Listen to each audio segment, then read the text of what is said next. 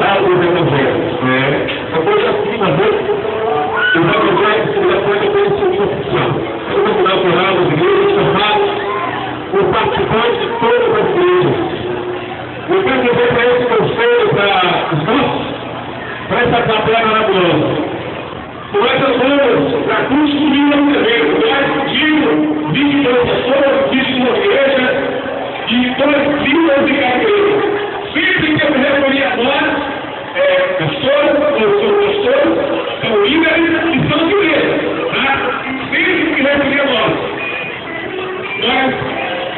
Eu estivemos em Salvador, nós falamos com o secretário de saúde, nós estivemos em Salvador e falamos com a Secretaria de Administração, nós estivemos em Itaúna e fomos, olha que o último pastor, o segundo três, semana aqui, foram para a TV Remoto, para falar de Inglaterra, para mostrar para esse povo aí fora, para muitas cidades grandes, de que na questão é difícil, e que o sangue de Cristo vai derrubar no nosso lugar também. Nós somos de uma etapa, fomos o nosso irmão batendo, nós somos em Brasil, falamos de 2 vertentes. Os últimos dias do ministério tem sido possível, porque nós viemos aqui com o único propósito para adorar e voltar, defender o santo nome do Senhor.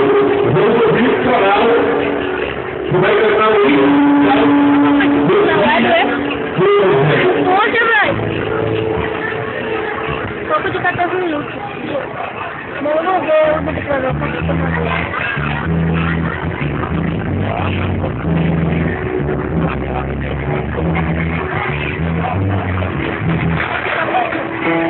fazer.